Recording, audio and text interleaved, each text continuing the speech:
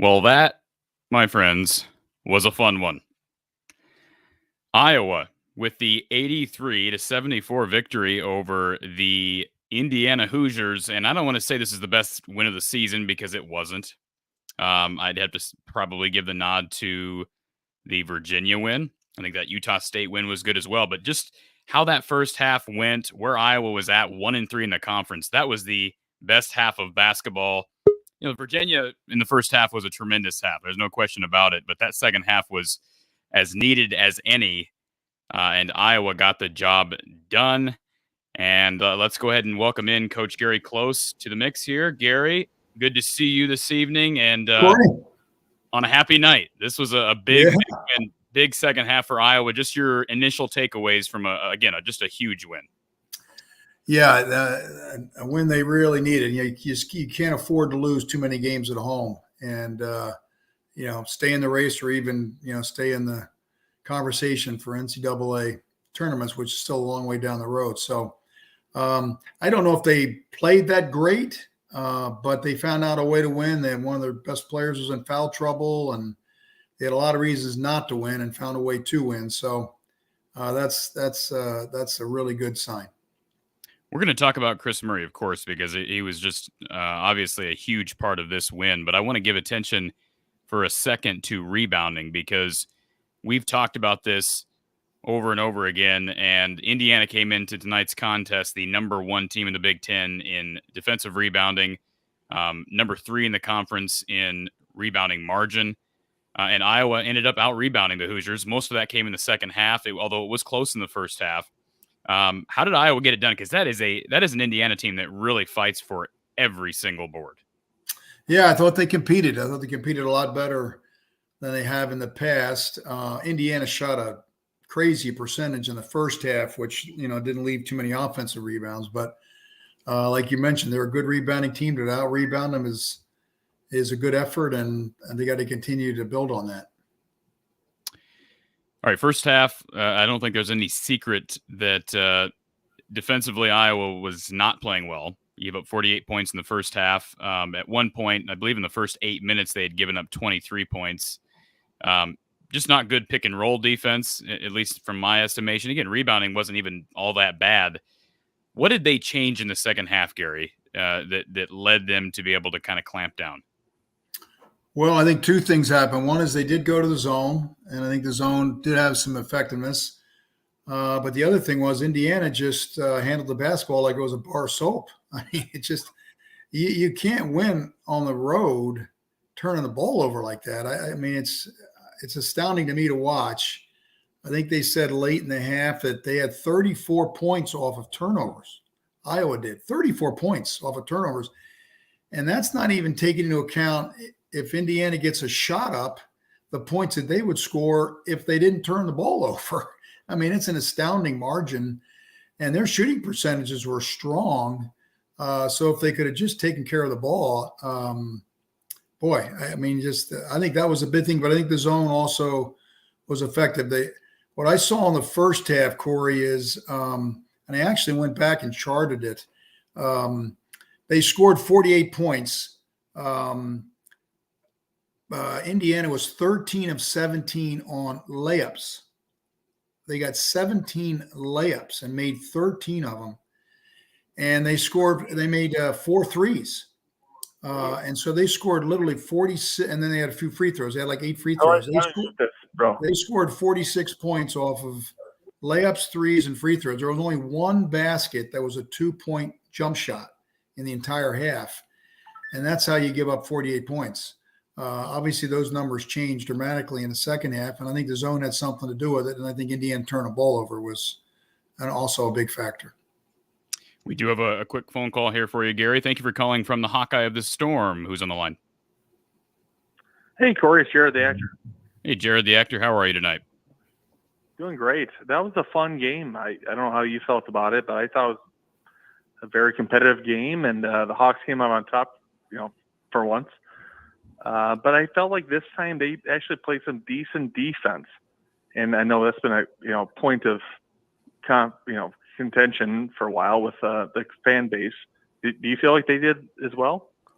Yeah, the second half. I mean, I was not impressed with the first half, and I know Coach alluded to the zone really was effective, and it is effective. I think, Gary, you'd probably agree with this. You have to give Iowa a good degree of credit. I mean, you're right. Indiana was sloppy with the ball, but Iowa has had the reputation now of not turning the ball over themselves and forcing turnovers, especially with that press.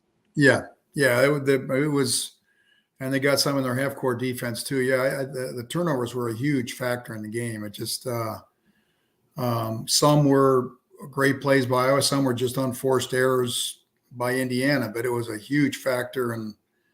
But in this game, you got to take it any way you can, and they definitely played a better defensive second half, and it was a big reason why they won.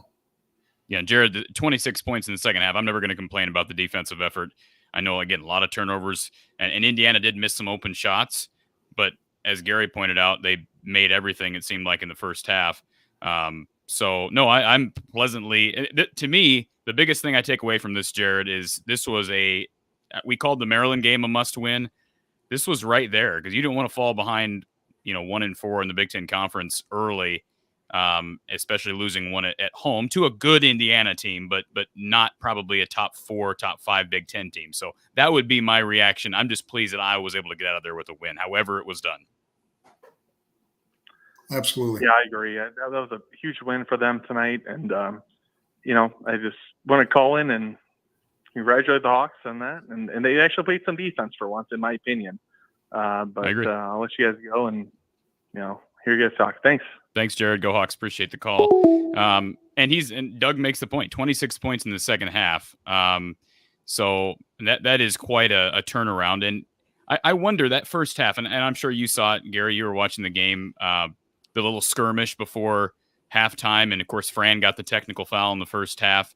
I know Fran is, we've talked, you and I have conversations about this. Fran is a different type of coach than a lot of guys in the Big Ten, but everybody's different in their style. I'm always intrigued when the media asks Fran how he handles a halftime speech or, locker room. And at times when you'd expect him to blow up, he always says he speaks very even keeled. Sometimes it's the opposite, I'm sure. But how do you find, in your experience, how does a coach govern how he approaches halftime?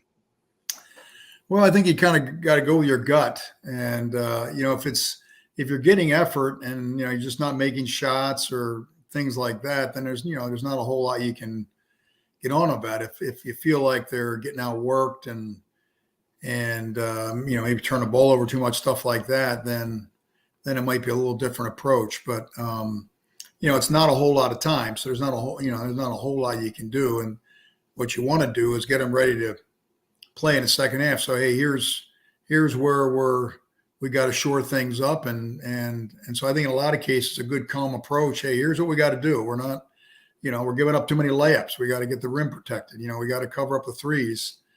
And rather than yelling and screaming, especially if the effort's there, probably gives you a better chance of playing better in the second half.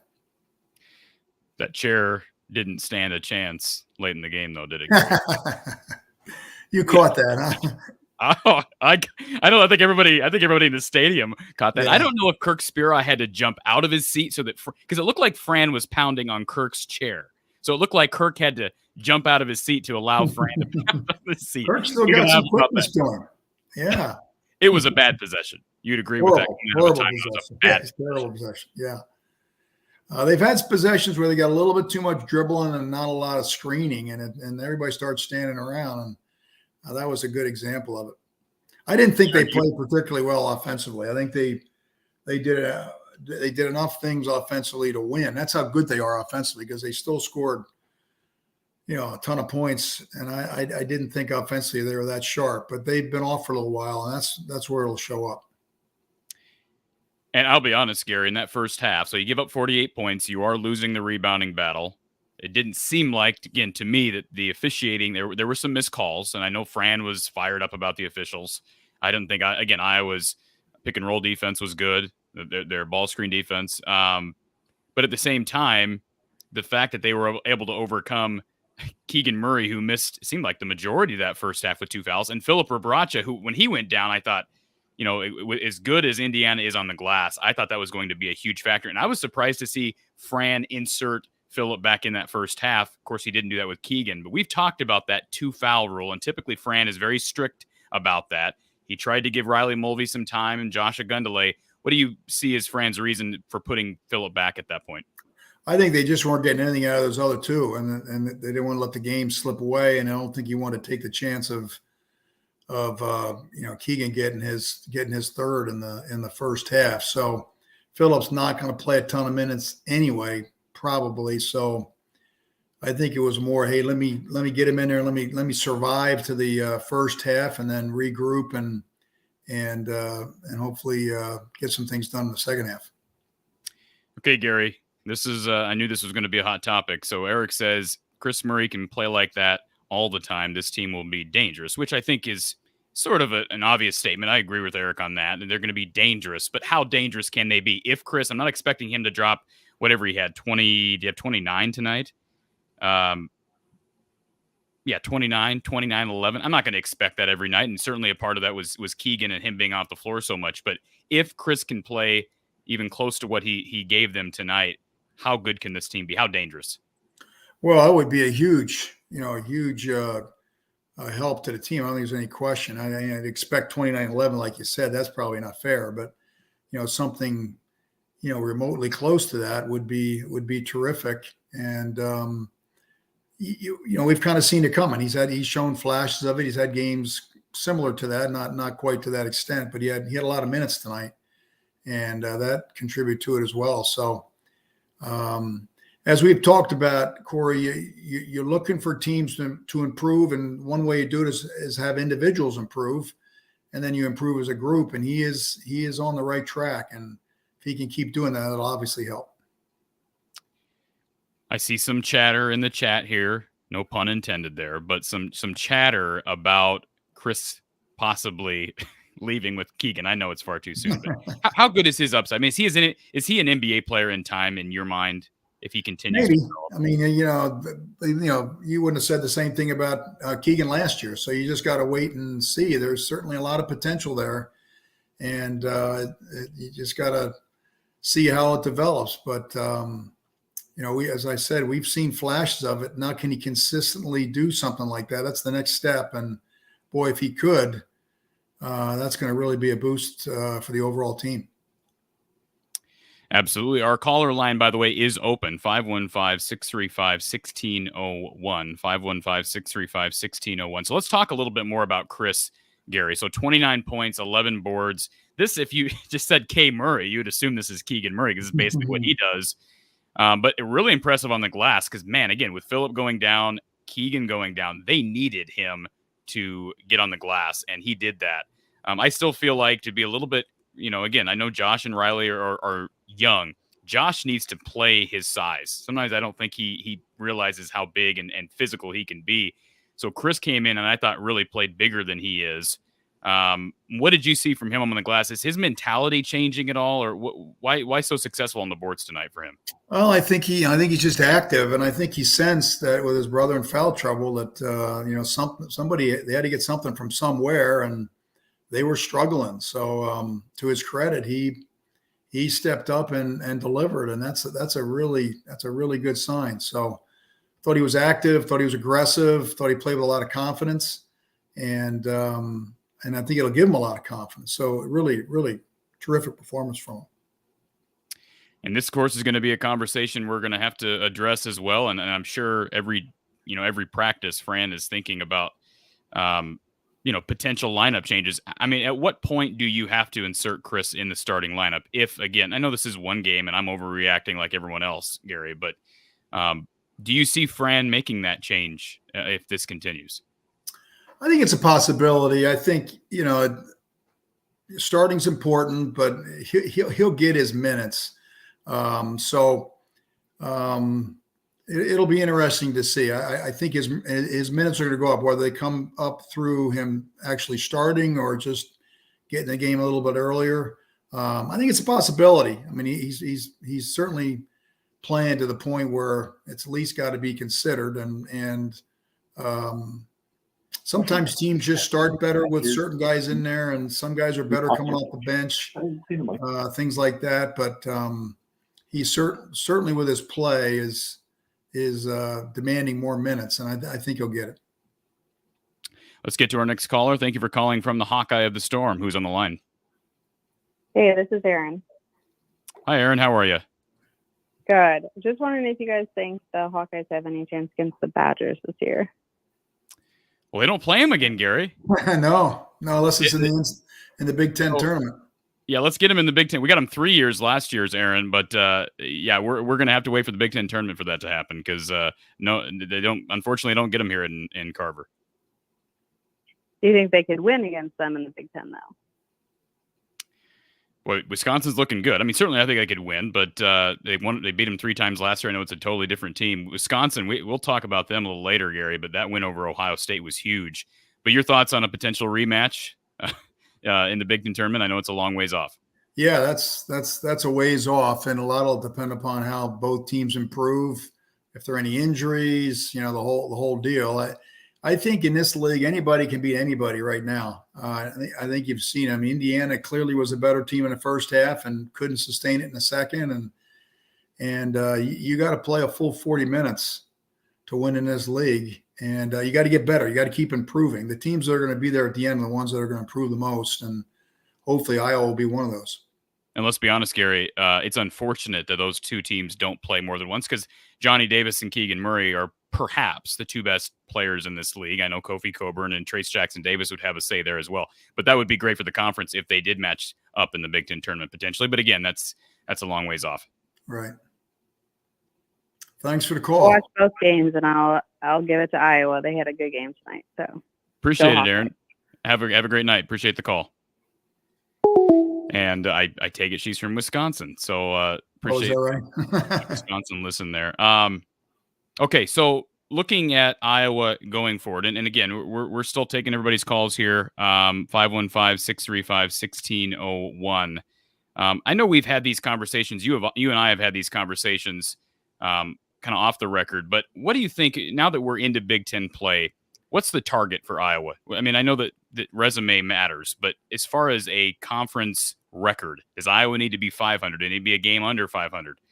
Where do they need, or 2 games under? Yeah, that's a real good question. I think they've got to be pretty close to 500 because their non-conference schedule is not going to be real strong in terms of the RPI, whatever, all those different measurements they use to evaluate. Now the league is strong, so that's going to help. But I think they got to be pretty close to 500 to get a shot. Maybe 9 and 11 would get them in, depending on who they beat. But I think I'd feel more comfortable if they're 10 and 10 and above that to get a chance. So, or it might put a little pressure on them in the Big Ten tournament, having to get some wins there too. But they have held serve at home minus the Illinois game, so they're going to have to get one back, right? If they want to get to that 10 and 10 mark, and conceivably, you're probably going to lose one at home somewhere, anyways. It's hard to go 10 for 10, I would think. Right.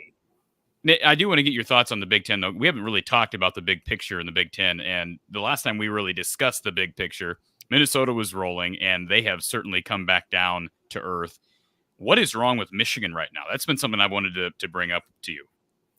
Yeah, I really haven't had a chance to see them play a whole lot to give you a really astute answer. They obviously lost some players, some really good players, some of which are playing in the NBA. And so I think, sometimes you just kind of assume that because you were good last year, you're going to be good this year, and you got to go back to work. And I know they've had some COVID problems that have probably, that made them miss some games, and like a lot of teams. So they just haven't hit their stride yet. And it is a little bit surprising. So we'll have to see. We talk about teams getting better. They got to get better. They got some work to do. Because right now they're on the outside looking in. Absolutely. Oatmeal for Life says Chris Murray was tremendous. I think Perkins has been robbed of playing time this season and deserves most of Connor's minutes. And again, we've had these discussions about who deserves what minutes. Tony Perkins has been good, but at times he is, if he's not getting in transition, and of course tonight he was, his offensive game in the half court I see is a little bit limited. Now, you could say the same about Connor, although he is starting to make a couple threes here and there.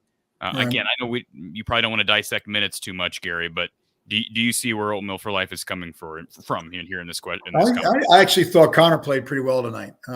He had a terrific tie-up that ended up being another Indiana turnover and a foul. He did hit a three. He played solid defense. I thought he gave him some tough minutes. I think they've lacked some toughness in some of these teams. They certainly lacked it at Wisconsin, and he does bring a little bit of that, which I think they need.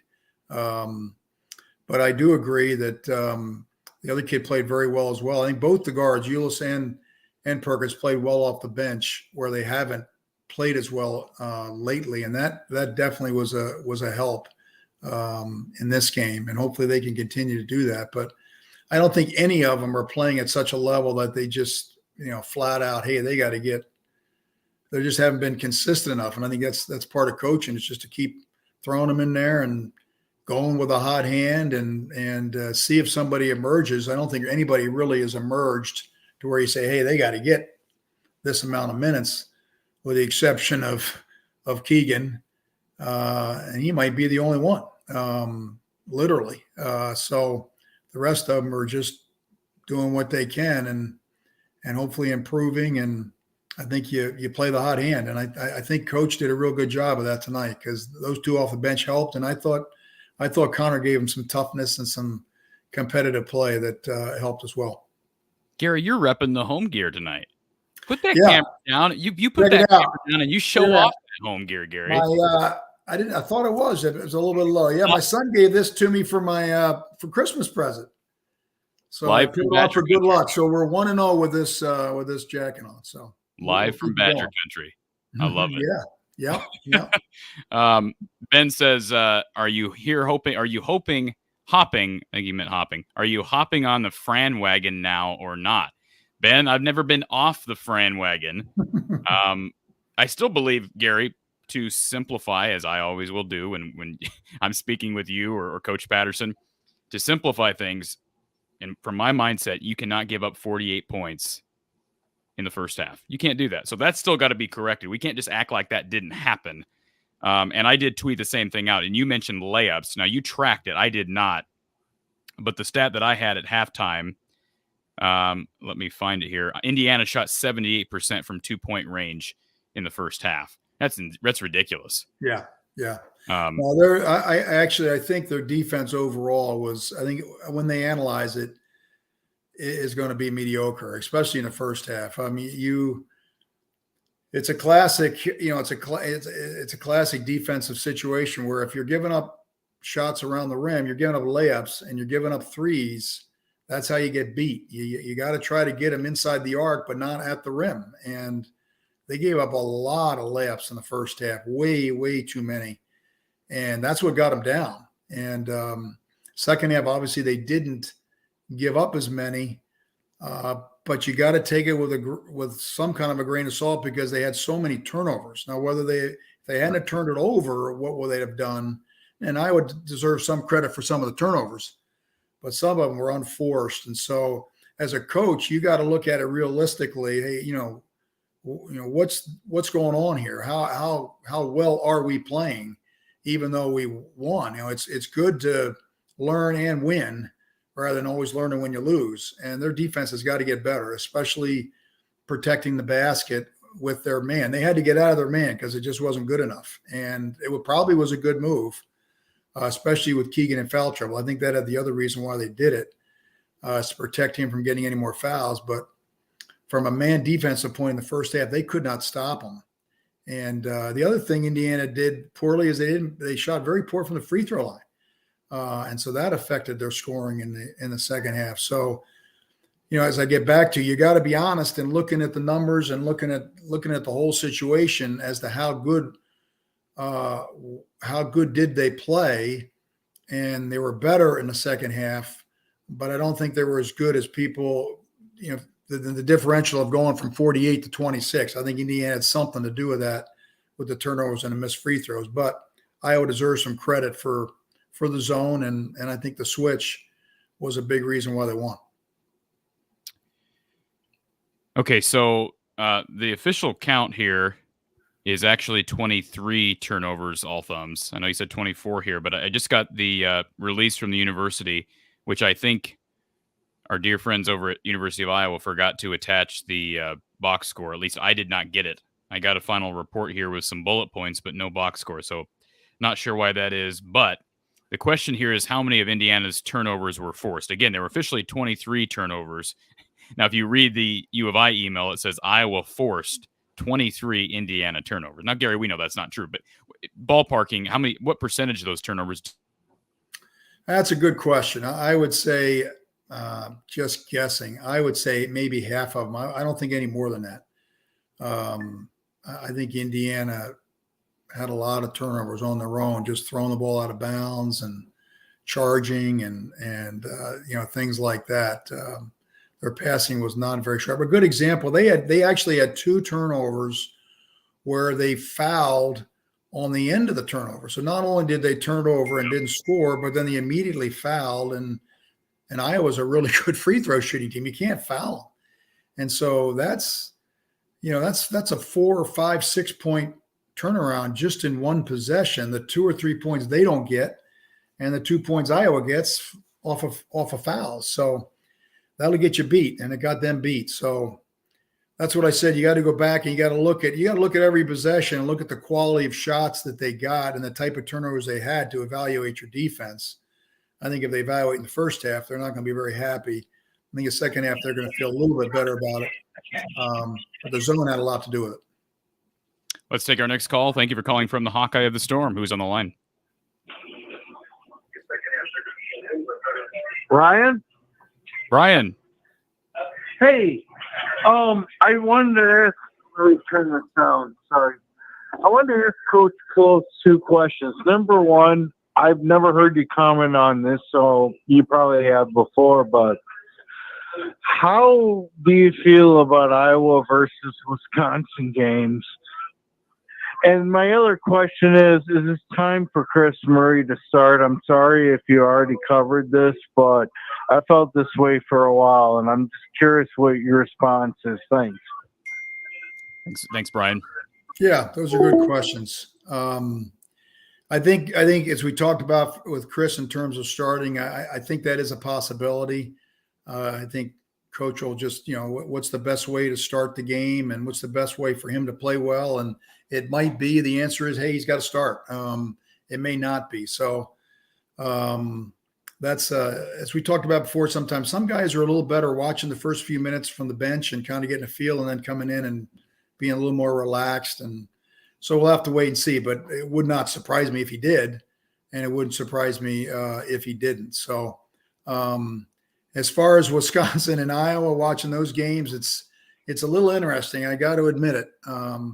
I really enjoyed my 13 years at Iowa, and my son's there now, and so I root for him really hard. And obviously, had a great time at Wisconsin as well. So it's very conflicting. It's kind of like the Bohannons, Zach and Jason. I'm sure it's not quite as bad for them because their brothers playing for it, but when they play the alma mater, it's probably a game they just soon not have to watch.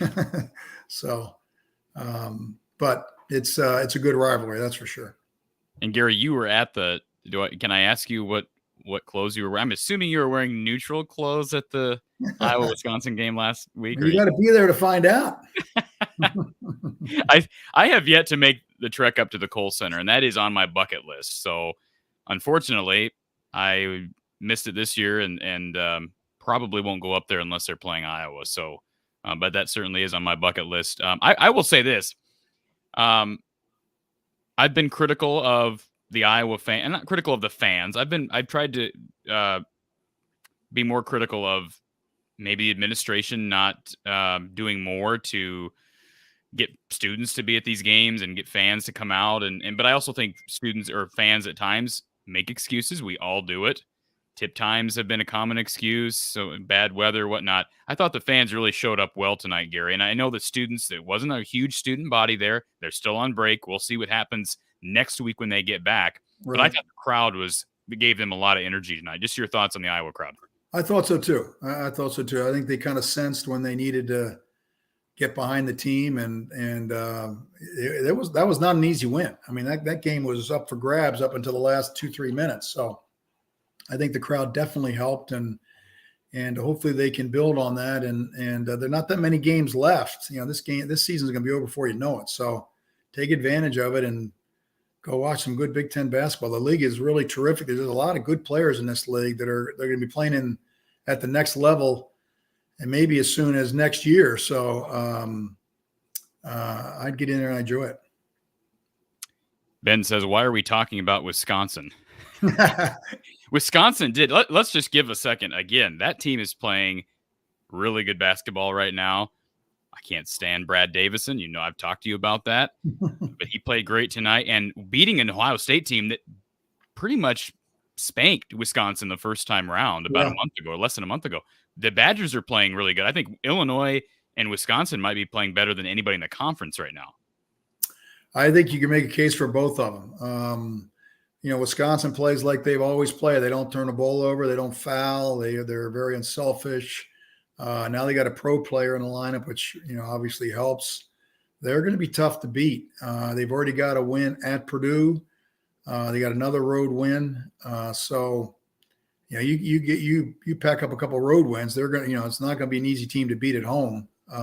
They're in the race, which is a surprise from where they were picked at the beginning of the year. So long way still to go, but they're off to a really good start.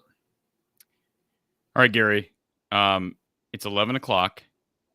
You need your sleep. You got to get ready for the big weekend ahead, I'm sure.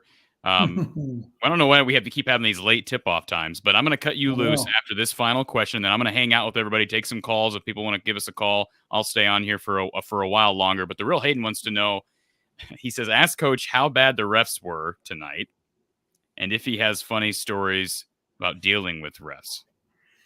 Well, I'll tell you a great story about refereeing. And some of these the older Iowa fans might remember this. I only got one technical foul as an assistant coach, and it was when I was at Iowa. And Iowa State.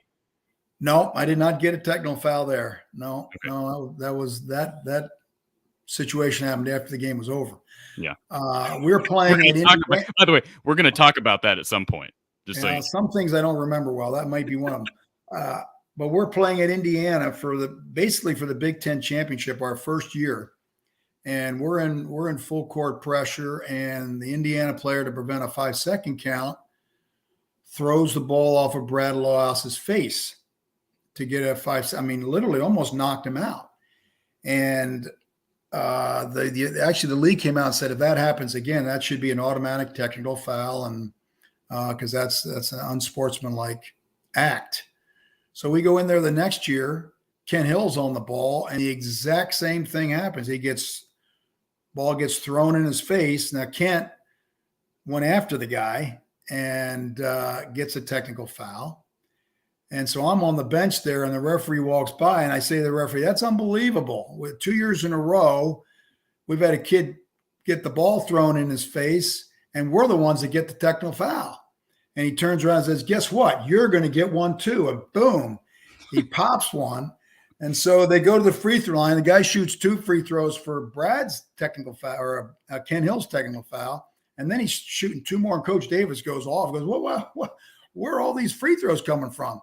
And the referee came over and said, "Well, that guy right down there got a technical foul." And he turned and pointed his finger at me, and I kind of put my clipboard over my head. And so that was my only technical foul, was at Indiana when they threw the ball off of our guy's face.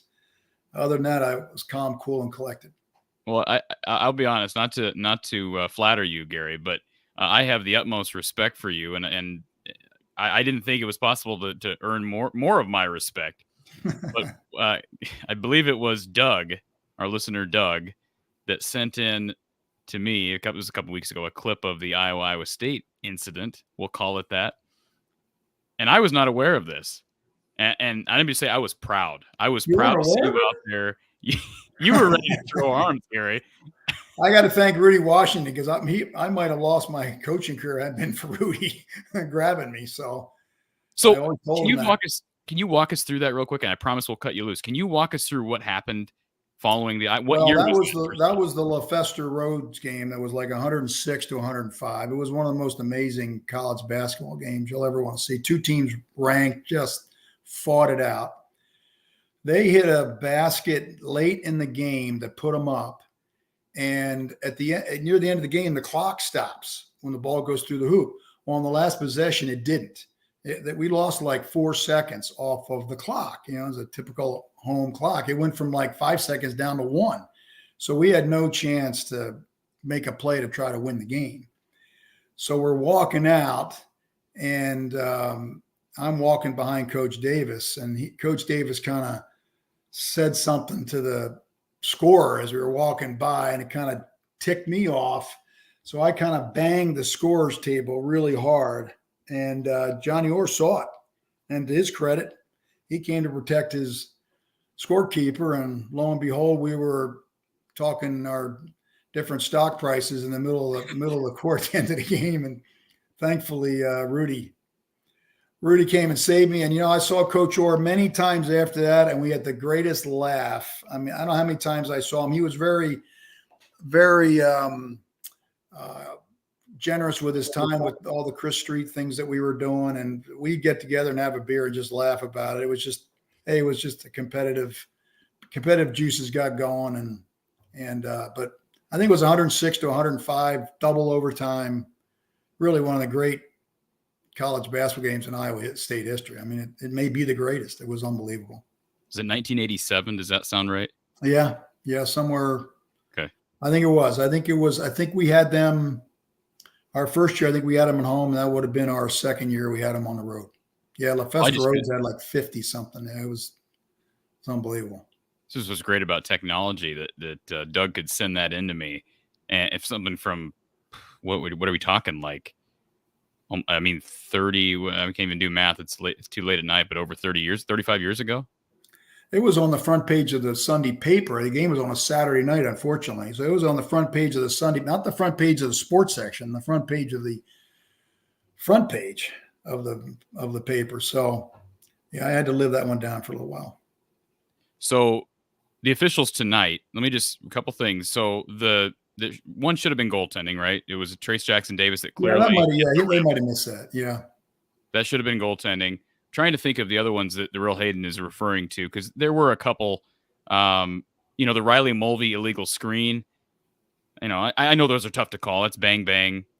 I thought he was set. Yeah. But, you know. It was close. Yeah. And I don't know the official. Do you know the name of the official that teed up Fran? I'd have to go back and look at it. Okay. I don't right off the top of my head. The one guy I do know, the tall guy, I can't think of his name right now. He's actually from Iowa. Yeah, he's good. He's a good official. Yeah. And he's been in there a long time. The other two, I'd have to go back and look. I didn't register who they were. There are a lot of new ones since I left. So a lot of them I don't know. Well, the official that teed up Fran, I just want to say this. The official that teed up Fran missed it looked pretty obvious, and it was right in front of the Iowa bench. The out of bounds call there at the end. And then of course, Indiana followed it up with a turnover, but that was a missed call as well. So yeah, made me furrow my brow a little bit, but he was not having Fran's rant. You could tell as soon as he got the first tee, he told Fran, he told his assistants to get him back. And I was afraid for a moment, at some point Fran's going to get tossed again. He's been tossed. I mean, this is is this the second straight game? Did he get teed up in Madison? No, I don't think so. Okay. So he got teed up. Against Maryland then? No, I don't think he did. I'm not sure, but I don't think so. No.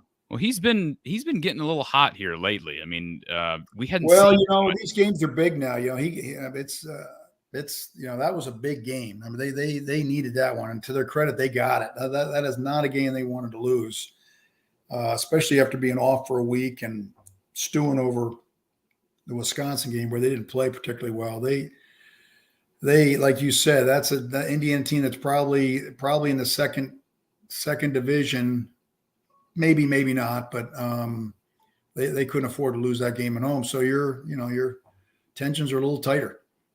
Edwin Young is the official that teed up Fran. Yeah, I don't know him. Bill Eck was another official. The guy that you're talking about, the tall guy who's really good, is DJ Karstensen. He's been around a long time. Promise the final call. We do have a call here for you, Gary. Thank you for calling from the Hawkeye of the Storm. Who's on the line? Hey, Cory, this is Vincent. Hey, Vincent. How are you? Oh, pretty good. I'm always happy with the win. I did have just 2 questions for Coach Close, if he doesn't mind sticking out for just a minute. Sure. Coach, I know Iowa, and I've talked with Cory about this a little bit in prior calls, but I know Iowa does, and you've talked about the man defense and the zone defense. I know to start out the game, it kills me as a Hawkeye fan to constantly see when we're in a zone and the communication breaks down, and when we go to double team, you have a corner 3-point shooter out there, and he's just wide open. I know Miller Kopp was open for one. I think number 45, excuse me, or their point guard also, if I recall correctly, had another open 3 when we're double teaming in the low post. And again, I know it's Tracy Jackson Davis, I think is his name. I get it. But is our defense, or is the communication breaking down where we're having these guys on the top and bottom of the 3-point line that wide open? Is it a communication issue? Is it just the defense itself? Is there something I'm missing? Because I'm not a basketball guy per se. But Yeah, that's a good question. It's one of the reasons why you don't see a lot of zone in college basketball anymore, is because it's really hard to cover from corner to corner and cover up threes. It's just it's almost impossible. So it's almost like, unless you're Syracuse, you play it in hopes that teams don't shoot well from 3, which certainly can happen, or the change in the defense just gets them out of sync. And I thought that did tonight. I thought that did get them a little bit out of sync. And so it's I think the longer you play it, the more teams get comfortable, and it's a better chance of getting open threes, especially if they get penetration, where now you got to collapse a little bit and then you kick it out. So I think it's more just trying to cover everything up. It's difficult when you're playing a zone. You're going to give up some threes. I think you got to kind of live with that and hope that they don't shoot well. But I think it's one reason why you don't see a lot of zones in college basketball anymore. It's just the shooting has gotten too good to play it for very long. Now, Coach, as someone who is in the business for as long as you have been, now and it's probably a loaded question, but are you a proponent of the zone defense versus man? Are there certain times and places to implement it based on the team that you're facing? And the reason I ask that's because I've talked with Cory about it. It seems like for us, or for our Iowa team, when we go to that zone, there are so many occasions when you're watching a game that you either see the help defense isn't there, there's a breakdown, and that you constantly have a 3-point shooter wide open. And if a guy gets going, it's going to be a bad night for you. So Right. I guess the question is, for you as a coach, is that just something you only kind of have in your back pocket when you think it's necessary or needed or beneficial? Or is that something you constantly try to implement during a game, going from zone to man? I think it's more your philosophy and what you feel comfortable teaching and what you're good at. Some coaches, for example, Dean Smith, when he was at North Carolina, played all different kinds of defenses. He played different kinds of presses, and he played zone, he played man, he played run and jump, he trapped, all to try to confuse people and cause turnovers. And he liked coaching that way, and he was very good at it.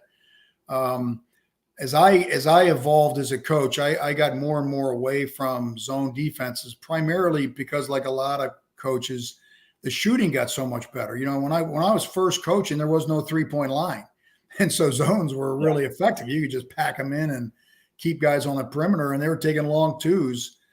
But as the 3-point line entered the game, then as people got better at shooting threes, I think what you've seen is there's been less and less zone, because you just can't cover up threes, and threes will get you beat. I mean, we always said defensively, if you're giving up layups and you're giving up threes, you're going to get beat. You got a better chance of winning games giving up 2-point jump shots, not layups, and obviously not threes. So I've kind of evolved with a lot of coaches because of how well people shoot the three, that I'd rather play mostly man. If we're having problems, try to figure out why we're having problems and shore it up rather than trying to go to another defense in hopes that maybe the change will affect people. But other coaches are more comfortable changing, and that's the way they should coach because that's the way they're comfortable. So that's the beauty of the game. There's a lot of different ways to be successful. And, you know, I heard you say that when I first tuned in about, you know, you can lose or the easiest way to lose a game is giving up layups and behind the 3-point arc. And at least as a fan, and again, I'm not a basketball guy or person, but when you 3-point baskets, they're momentum builders for your opposition. And it's also deflating for you, you know, or deflating for your team when you have a guy lighten you up or a team lighten you up from beyond the arc. And I guess I just haven't gotten the concept from Fran McCaffrey of when he implements the zone and we got, you know, just guys wide open shooting him, and we're not quickly switching to man to take that away. Because I agree with you. I would much rather, you know, play man-to-man defense and give up a tough 2 than an open 3. But since Fran's been in Iowa, we kind of continuously see that same thing. So anyway, I was just kind of curious to get your take on it. My second question, sir, if I could ask, I kind of had a conversation with Cory about this after the Wisconsin game. And Cory, I'm going to give you some credit with something that I heard. Giving Cory credit? Oh my goodness. Well, we were having a debate about Keegan Murray being, you know, either a lottery pick or a first-round pick. I had a difference of opinion, and so Cory and I kind of talked about that. I didn't think, in my eyes, he was a lottery pick nor a first-round pick by any stretch, but I wanted to get your opinion just from a coaching perspective. What do you see thus far from Keegan? Do you see first-round talent or lottery talent, or do you think there's still more evaluation that has to be done? Well, I think they're always evaluating. I know there were probably 10 NBA scouts at the Wisconsin game because of him and Johnny Davis. And one of the scouts I know pretty well said there was like 30 at the Purdue Wisconsin game because of Davis and a couple guys on Purdue's team. There are a number of players in the Big Ten that are getting a lot of looks. Keegan is one of them. I would be shocked if the draft was held tomorrow, he wouldn't be a first-round pick. And he could get as high as a lottery, you know, depending on how he continues to develop. All you need is one person to love you, and, you know, they can take you in the lottery if that's where they're at.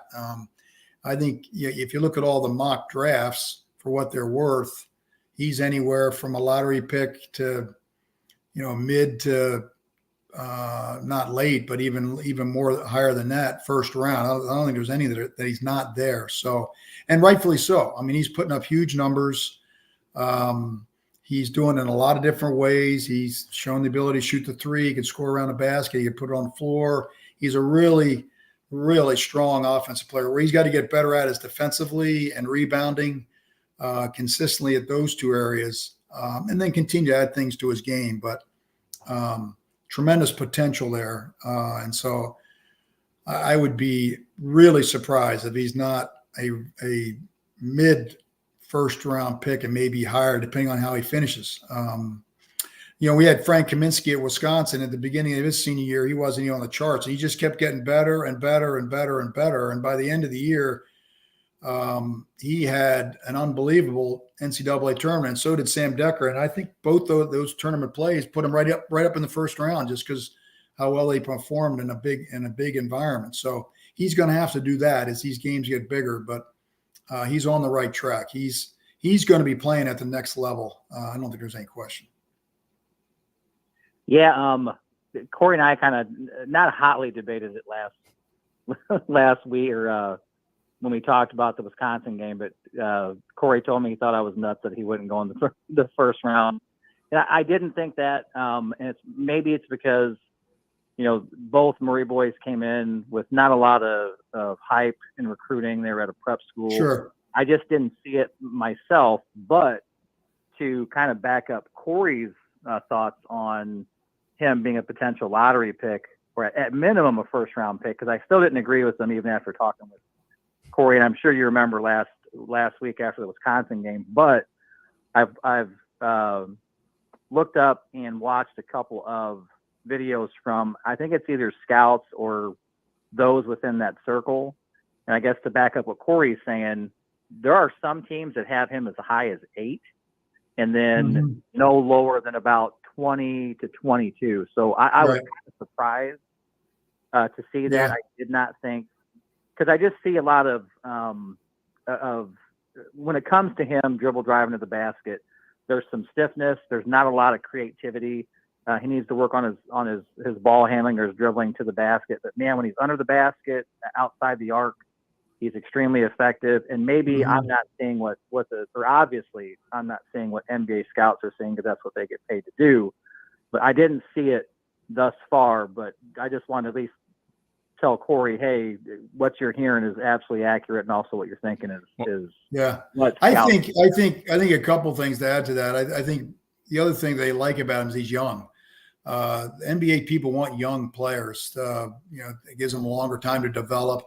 I actually thought and I think this is almost a compliment rather than a criticism. I didn't think he played particularly well against Wisconsin, and yet he still had 27 points and 4 or 5 rebounds. I thought at times in the first half he deferred, and where they really needed him to get some big baskets because the game was getting away from him. And I kind of like to see that in him because he's the best player. It's not even close. But yet when the box score comes out at the end of the game, he's got 27 points and 4 or 5 rebounds, and you don't think he plays that well. That's how good he is. And so he's got to get better in a number of areas. But that's true of almost everybody. And hearing how strong his work ethic is, I think that's going to happen. So in addition to how well he's playing, he's got all the other intangibles that NBA people will like in terms of being a hard worker and a good kid and good teammate and coachable and things like that. That's all important. I mean, they ask all those questions. And so he's got a lot of positives going for him off the court, as well as, the impressive things he's doing on the court. And before you go, Vincent, I just want to say, you do recall, and I'm not trying to say I told you so, but you do recall I said the same thing Gary said about if the draft were tomorrow, he would be a first-round draft pick. I mean, all these mock drafts, every one of them, and I know you back that up, Vincent, but every one of them right now has him as a first-round pick. And I will say this, something that you said to me the other night, Vincent, is an intriguing topic for Gary, because you compared Keegan to Jared Utoff, and I thought that was not fair to Keegan. I think Keegan is much more athletic than Jared, but keep in mind, Coach Gary Close coached Jared at Wisconsin. So do you have any thoughts on that comparison, Coach? Yeah, that's an interesting. There certainly is some similarities between the two of them. I think Keegan's got more upside.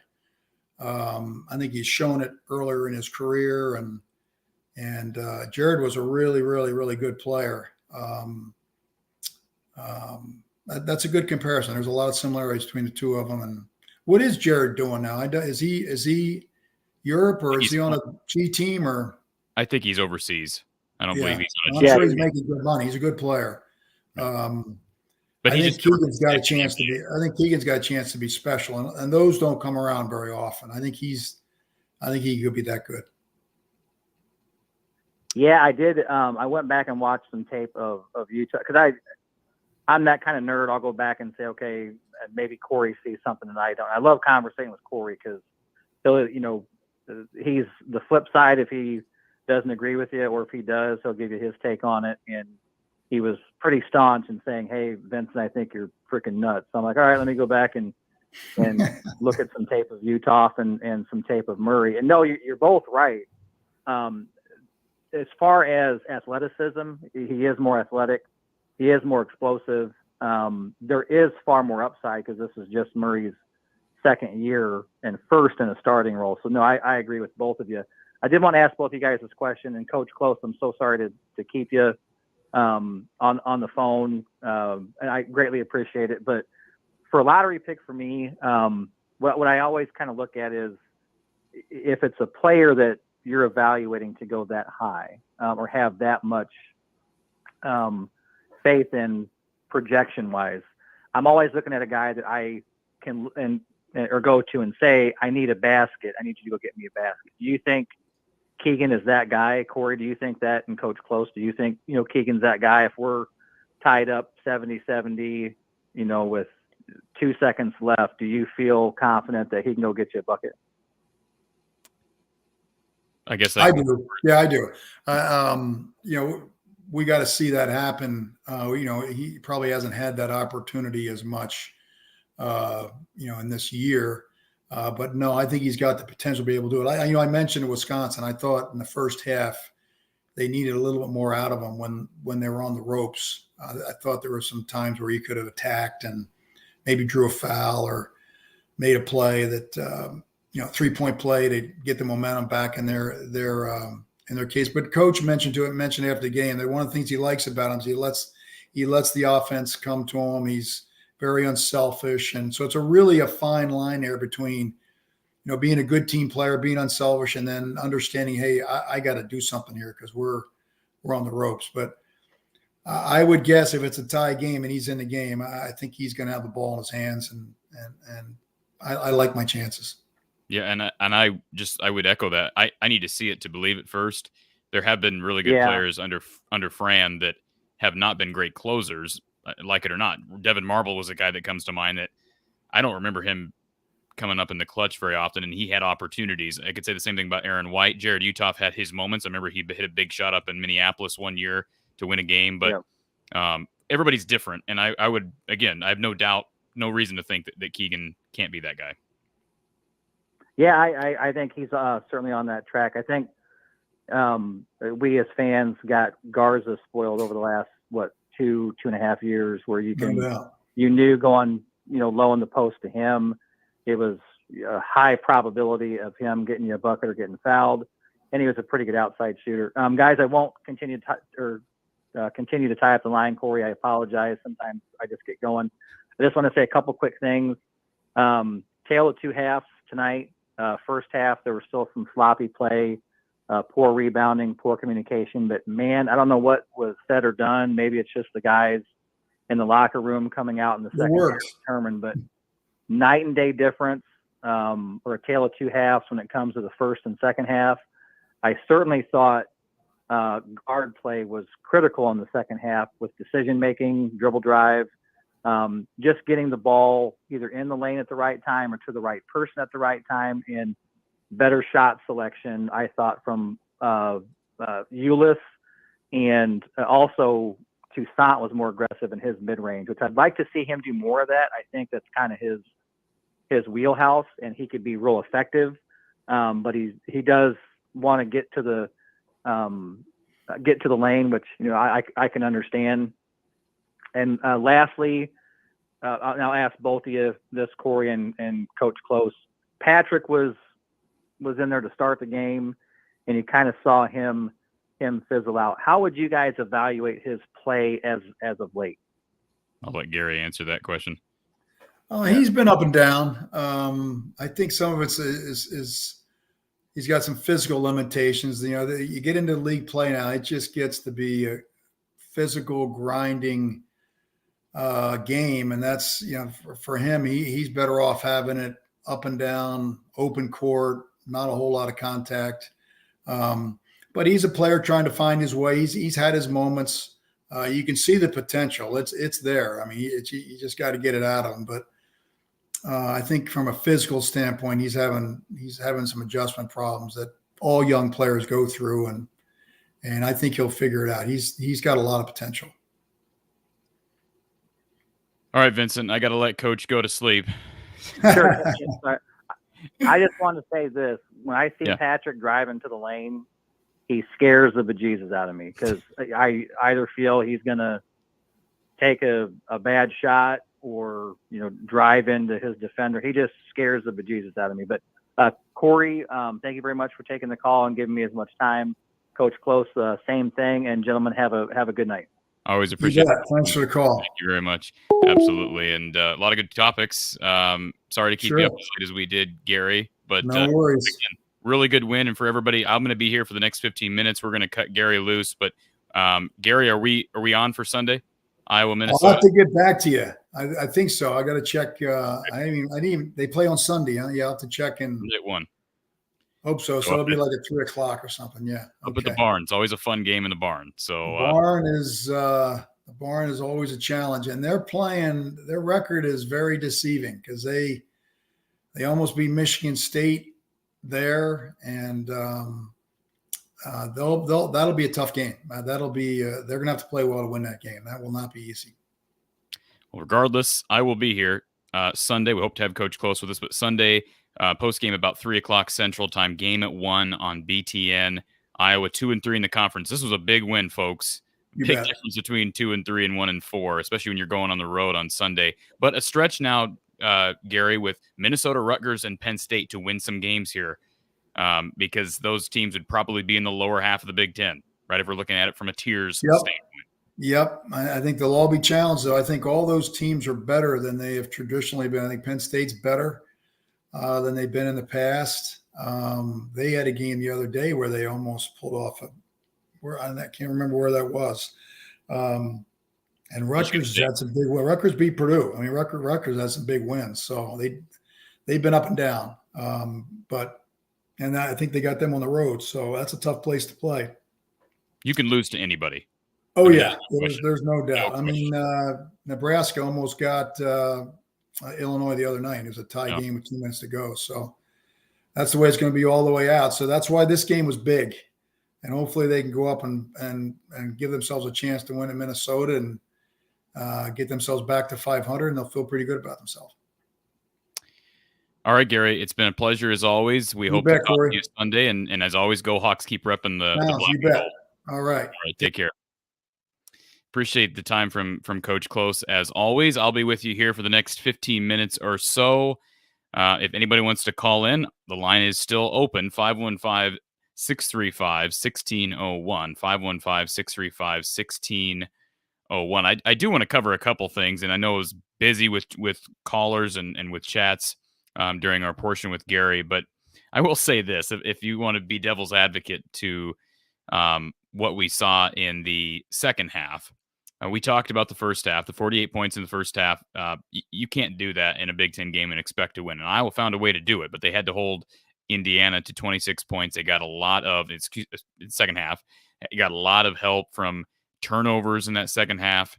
I do get a little annoyed, and I'm anxious to hear if any of the listeners agree with this. I get annoyed at times when I hear FS1 announcers, BTN, whoever's doing the game, talking about how fun Iowa is to watch. And they made that comment in the first half. And I agree, Iowa is a fun team to watch.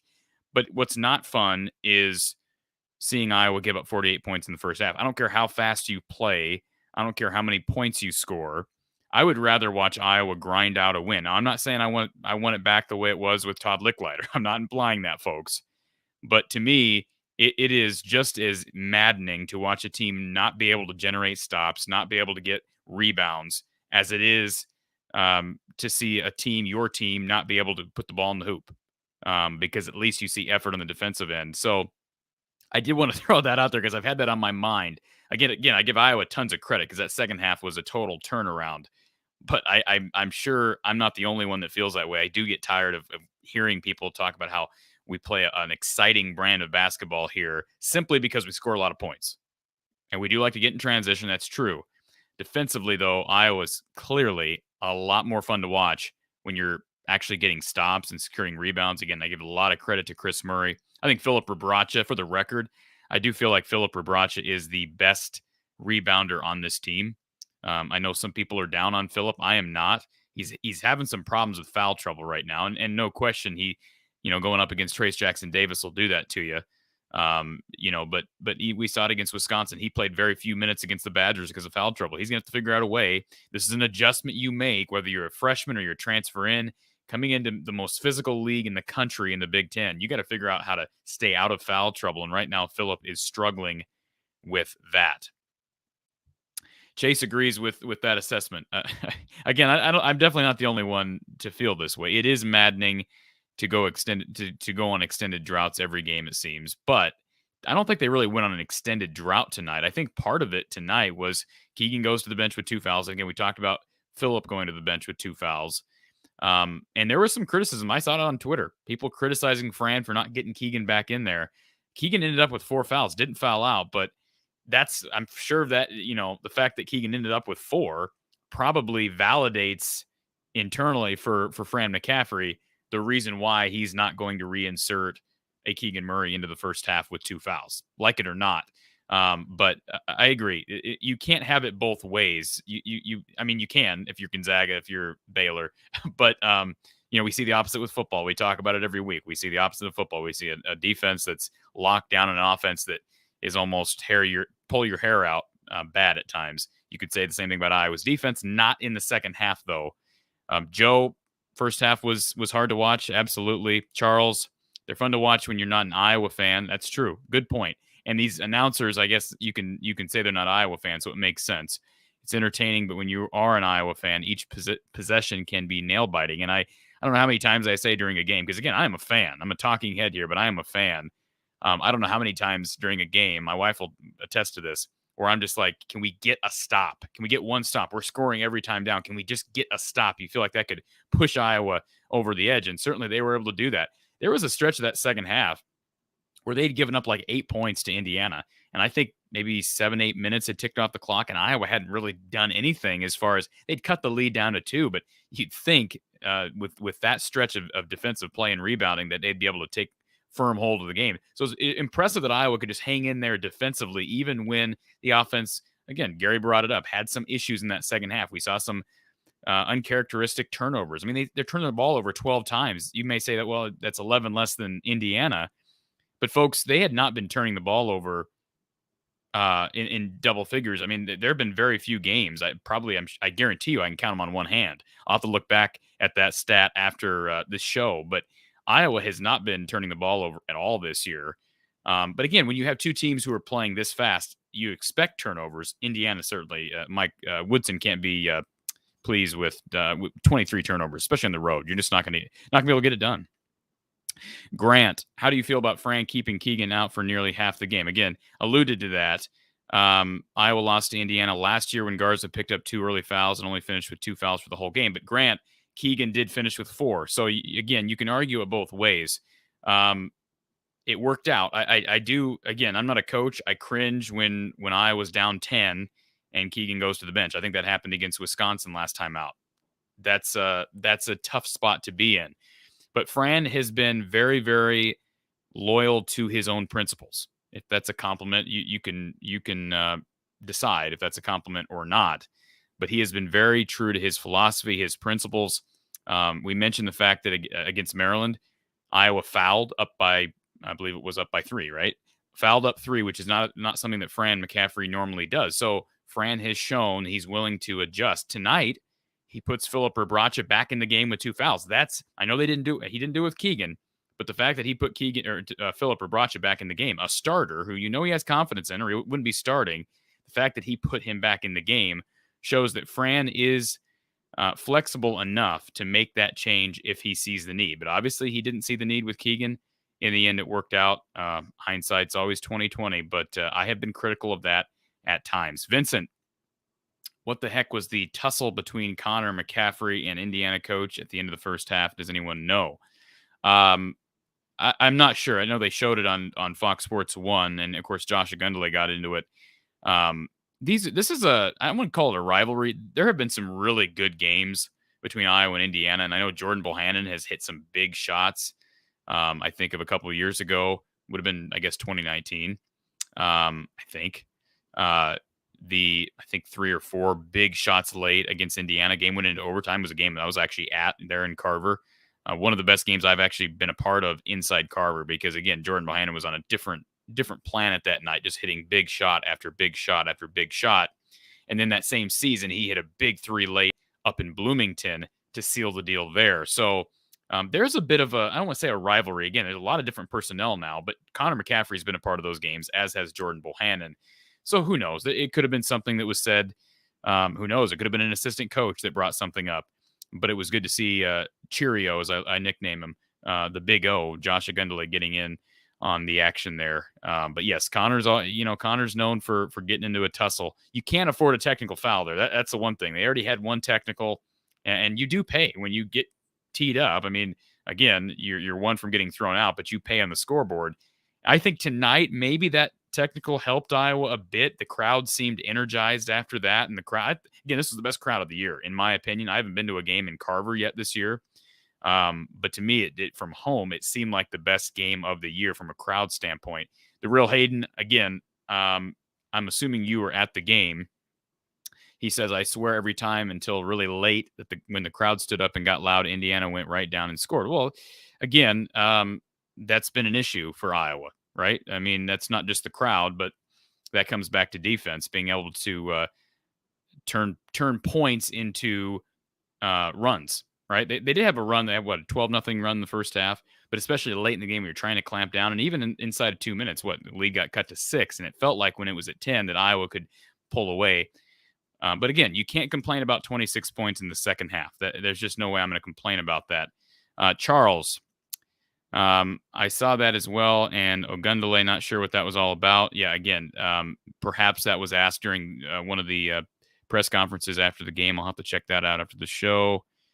All thumbs, doesn't Keegan average only 2 fouls a game, though? Well, when you get 2 in the first half, though, I mean, regardless of what you average, there are going to be games where you get more than that, right? And Fran's perspective is I do not want to take the risk of getting 3 on Keegan in the first half and then having to have him on and off the bench throughout the second, and potentially not be able to finish the game with him when you feel like it's going to be a tight game. Now, again, you look at the other side of that. Your other side is, well, you may lose the lead completely. You may lose the game completely in that first half by having him riding the pine. Again, it worked out tonight. I give a lot of credit to. I mean, if it wasn't for Chris Murray, there was no way they would have won this game. I can't even talk. There's no way they would have won this game because where are the points coming from? I mean, we showed the stat sheet earlier. Jordan Bohannon with 11 points. There was nobody else in double figures, so it was Keegan, Chris, and Jordan. But those 11 points from Jordan. Let me grab I know the University of Iowa did just send out an updated box score. So Jordan Bohannon ended up with, he was 2 of 11 from the field, 11 points, and was 6 of 7 from the free throw line. So 6 of his 11 points came from the free throw line. This was just not, as Coach alluded to, this was a Murray Twins fest, and it was mostly Keegan. Again, 12 of 18 from the field for Chris Murray. Tony Perkins was 3 of 5. He gave him 8 big points. There's no question about it. Philip Rebracha was 2 of 3. Toussaint 2 of 5. Made a big 3, I thought, in that first half. And came in when Ulis had that bad turnover. Toussaint came in and finished things off defensively. That was good to see for him because he rode the bench a while. It was good to see Fran stick with what was working. There was no favoritism towards Jordan. There was no favoritism towards Joe. I know sometimes people think that Fran's a little hard on Joe, but he is a starting point guard. And again, Fran tends to run with the guys that are working. And right now, at least for a period of that second half, it was Aaron Ulis. Now, Chase, you bring up Aaron. Besides the late game mess ups, I actually really do like Aaron getting more minutes. Offense seems more in control when he's in there. And Aaron Ulis, I've talked about this, folks. He has tremendous vision. He's got good speed, good quickness. His jump shot's got to improve. I don't know how much it'll improve because he doesn't shoot much. But again, that tells me he's not real confident in the shot. And yeah, he does have the tendency at times to make mistakes, kind of like Joe. He's not as out of control as Joe was at that age. Joe still is out of control at times. But you saw a couple possessions with Aaron where the ball's just stagnant, right? The play out of the timeout late in the second half where, again, Aaron's a point guard. You got to be able to set up the offense and run the play. And as soon as that bad shot from Aaron took place, Fran took him out of the game and inserted Joe Toussaint. So I like Aaron as well. I think he's got a lot of upside. And I'm really anxious to see next year, because correct me if I'm wrong, but Joe Toussaint will be a senior, assuming these guys stick around. Again, the portal is part of college athletics now. I get that. But Aaron Ulis will be a sophomore. Now, keep in mind, Toussaint could come back for 2 more years because he was a part of the COVID year. So technically, Aaron could have 3 years of eligibility remaining. Joe Toussaint could have 2 years. I'm talking after this season, 2 years of eligibility remaining. And then, of course, they bring in next year DeSante Bowen, who I think is going to be really good. But again, maybe you redshirt DeSante. Those are all question marks. But point guard, I think they're getting good production out of the point guard position. And Joe Toussaint has cut back on turnovers. He's still out of control at times, as is Aaron Eulis, at least with decision making. But overall, I think the point guard position is in pretty good shape. Communist Elf, that's an interesting name. Is Bohannon just a year older and a step slower, or our defense is just playing up in his jersey? Well, the Big Ten knows what he's all about, right? I mean, there's no question about him. You see him playing off the ball. He doesn't have killer speed or quickness. He's not used to playing the two spot, right? He's played a lot of point guard in college. And I know Fran talked about that this past press conference prior to this game, that it's time to get him more touches, more shots. But again, the Big Ten knows what he's all about. They're going to play up in his stuff. They know he can't drive by him. So Bohannon's going to have to figure out a way. Again, off-ball screens, trying to figure out a way to get open on the baseline, and in the corners. Certainly, they're trying to do that. And I thought he got some good looks tonight. Again, typically, I know this is a different coaching staff now with Indiana, but typically Jordan shoots the ball well against Indiana. But again, they're going to have to figure out a way to get him more shots. But he just missed a lot of threes tonight. I mean, he was 1 of 7. So I didn't think he shot any bad threes that I can remember. But again, 1 of 7 is 1 of 7. Jordan, yes, I'm talking about next year, Jordan. So next year, Joe Toussaint will be a senior, but he'll have 2 years of eligibility remaining. Eulis after this year would have 3 if they decide to take advantage of the free COVID year that everybody that was a part of the 2020 season would get if, again, the university agrees to it, I guess. I want to make sure I didn't miss any questions, comments. Good to have you here with us, Raymond. Just tuned in. Wanted to say I was there again. The crowd was crazy. That's great to hear. Because again, there have been games, and certainly the students are not there yet, folks. That's something that I sure hope changes next week. I hope it changes Sunday, but I doubt it will, because I don't think the students, well, first of all, they won't be at home Sunday, right? They'll be up at the barn.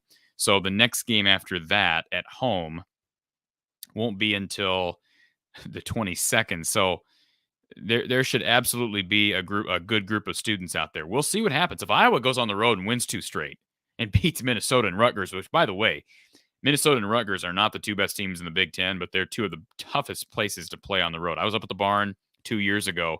That is a tough place to play. I love that venue. It's an old venue. They've got the raised floor.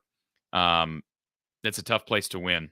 And Iowa won 2 years ago there, but it doesn't happen often. And then, of course, Rutgers, we know how loud that small gym gets. So if Iowa could somehow win 2 straight here, and I know that's jumping the gun one at a time here, but if Iowa could win 2 straight, man, you're talking 4-3 heading back home to play Penn State, which is a January 22nd game, which is a Saturday, folks. It should be sold out.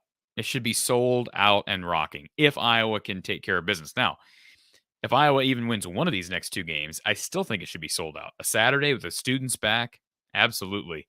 Now, if they go 0-2, all bets are off. But it would be good to see a big group of students out there because, again, this team didn't play great tonight, but they won, right? And this is a team that's going to be competing for a tournament spot if they keep doing what they're doing.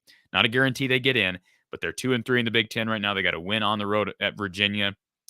They got the win on a neutral court against Utah State, which is a good win.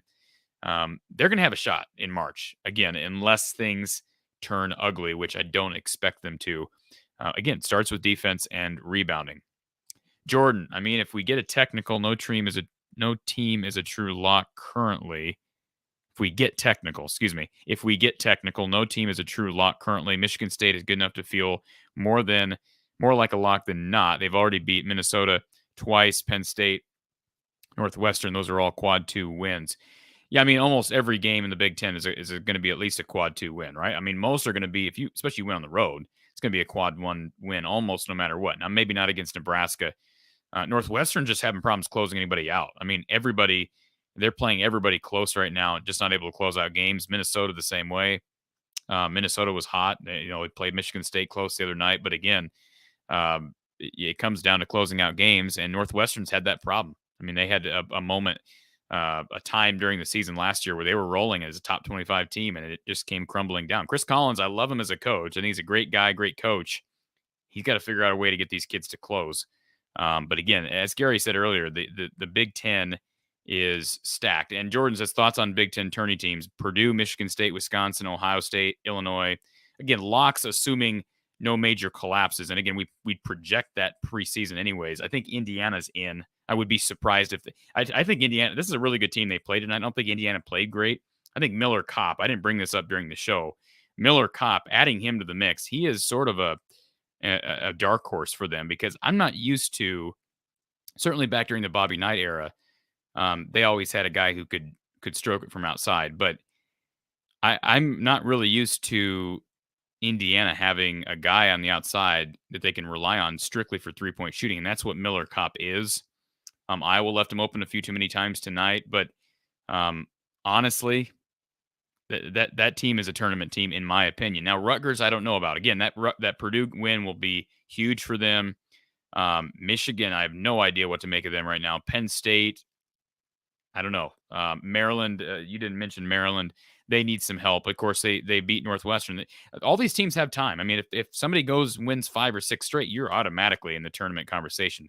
You win 5 or 6 straight in the Big Ten, there's no question about it. You are in that conversation come March. But again, comes down to resume, and it's collective, right? That goes back into your games in early November, early to mid-November. Parker, did you feel like Iowa's rebounding was improved, or was it more about the matchup? I would not say anything. Now, Indiana doesn't have a true big man, right? They run Race Thompson and Trace Jackson Davis at the 4-5 a lot. So they're not real tall. But again, I tweeted this out pregame. Indiana, heading into this game, led the conference in defensive rebounding and was third in the conference in rebounding margin. And Iowa out-rebounded them tonight. So, no, I give Iowa tons of credit. And they did it without Keegan and without Phillip for a good portion of that first half. Now, they did get out-rebounded in the first half, but my point is they were able to overcome that and still and still find a way to out-rebound a very good rebounding team. So, no, I give Iowa tons of credit. And again, Chris Murray was at the forefront of that.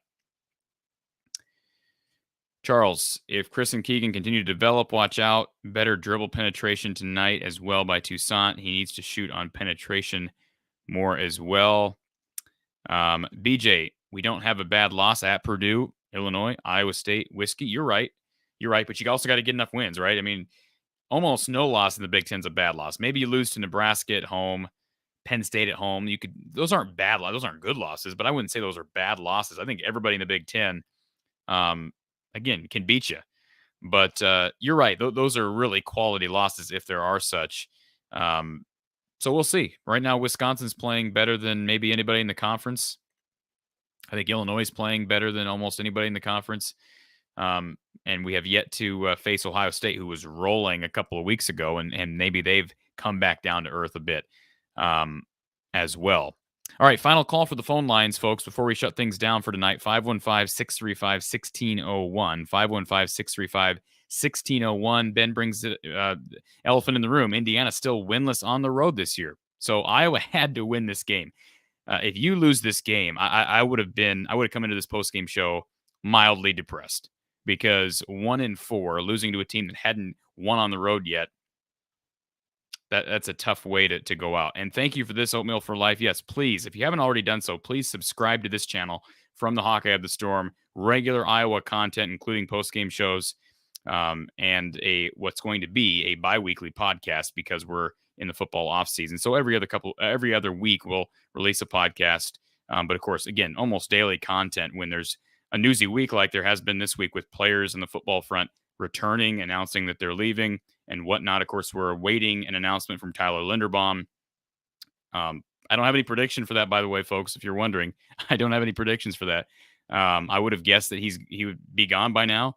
The fact that he hasn't announced yet makes me think that perhaps he's thinking a little bit deeper into this. And again, he might just be delaying the inevitable, because this is such a tough decision and a tough announcement to make.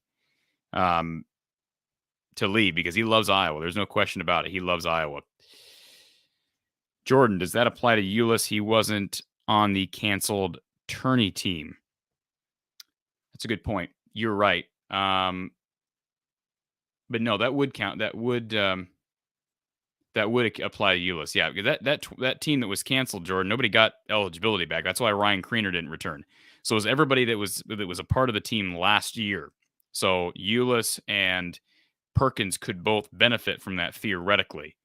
So they are both part of that free COVID year, if they choose, and if the coaches and the staff accepts them back for an extra year, if they have room for them. All right. Again, appreciate being with us, Hawkeye Howard. Have a great night. Appreciate the time as always. And one final question from Charles. Thoughts on Ogundele getting more time at center? Seems like he provides better rebounding and defense. Nothing against Rebraca, but he has been in a slump. Give the young guy some playing time, has athleticism. I said it, though. Charles, you watch Josh Ogundele play. He does not know how to use his body yet. All right? He does not know how to use his body tonight. When he was in the game tonight against Trace Jackson Davis was pushing him around and getting position on him. And I think Philip Rebraca played better. Philip Rebraca is struggling to stay in the game because of foul trouble. All right. He's having problems because of foul trouble. So that'll be an adjustment. You hope that that's not a lingering issue because they need Philip Rebraca to stay out of foul trouble. They need him to stay healthy. But again, I would not jump on the Ogundele bandwagon just yet because he's got to develop still. He's just now getting to a proper weight, I think, where they want him. And he's got to use his physical traits, and that's going to take some time, especially when you're going up against a future NBA guy and a guy like Trace Jackson Davis or Trevion Williams or whoever. Name your guy. There's tons of great big men in this conference, as there always is. And Jordan, yes. So it was not the COVID canceled tournament. It was last year. So yeah, who knows? I mean, I don't know what the situation with Aaron Ulis is going to be. I mean, with DeSante Bowen coming in next year, I wouldn't be surprised if, I'm not saying anybody's going to transfer. I don't think Jordan Toussaint and Aaron Ulis are NBA point guards, but I would not be surprised to see one of those guys leave for the pros. Again, probably not NBA necessarily. Maybe Aaron can develop into that. Again, I don't see it at this point, but I would be surprised if those guys both take advantage of an extra COVID year because DeSante Bowen is a 4-star. I think they really like him. I would just be surprised if they have all three guys on the roster in 2 years. All thumbs. Ogundele was slow tonight. Couldn't get up and down. I think he's too heavy right now. He's lost a lot of weight, but it does make you wonder if perhaps he still has some weight loss to go. But he's come a long way, and the kid has been through a lot. Remember, it was hard for him to get over here from the UK initially because of some travel restrictions. He got sick a couple of times. He dealt with the rolled ankle just a few weeks ago. I feel sorry for the kid, and I hope he can develop into what Iowa needs. We're seeing even Mulvey get some spot minutes now, which is good for him. It's going to be good experience down the stretch. But agreed, I just don't think he's ready yet. I mean, maybe for some spot minutes, we saw that tonight, but ultimately he's got some development to go. So Iowa with the victory, 83-74 behind a masterful performance from Chris Murray. 29 points, a career high, 12 of 18 from the field, 11 rebounds. Keegan Murray with 12 points, 5 of 9 from the field, 9 rebounds in limited minutes because he had 4 fouls ultimately. And then Jordan Bohannon, the only other guy in double figures with 11 points. But Iowa winning the turnover battle 23-12 was really the difference in the game. And again, the rebounding battle was huge as well. Iowa winning that 35-31 over one of the better rebounding teams in the conference. Appreciate everybody joining us this evening. Want to remind everybody we will be live this Sunday with Coach John Patterson. So after the Iowa men's basketball postgame, we'll be live after the Iowa men's basketball postgame, which will be Sunday afternoon. The game starts at 1. We'll be here at about 3 p.m. Central Time right here on this channel. The Iowa Live with Coach John Patterson, the football show, our season finale. I've got the wrong banner up. Of course I do. The season finale will be this Sunday at 7. All right. This Sunday at 7 for our season finale with Coach Don Patterson. So this is going to be a fun show, our wrap-up show. We're going to take your calls, take your chats. As always, it will be your last chance to converse with Coach Patterson this season. And we hope to have him back next year. He's been an absolute pleasure to work with, as has Gary Close. But again, Iowa postgame, men's basketball postgame this Sunday at 3 p.m. Central Time following Iowa, Minnesota, and then the evening, 7 p.m. Central Time over at the Iowa at the Voice of College Football channel. Again, different channel, folks. Iowa at the Voice of College Football on YouTube. If you haven't already subscribed to this channel, do so, please, and subscribe to our Iowa at the Voice of College Football channel and our show live Sunday evening. Appreciate it as always, folks. Have a great night. This show will be available on demand on our podcast from the Hawkeye of the Storm on Spotify, Apple, Anchor, wherever you listen to your podcasts. It will be on there in just a little bit. We will talk to you Sunday afternoon after the Iowa-Minnesota game, which is, let me pull that back up one more time for folks. I know we had the banner up earlier in the show, but Iowa and Minnesota Sunday, 1 p.m. Central Time. It will be televised on BTN, and we'll talk to you right here from the Hawkeye of the Storm following the game.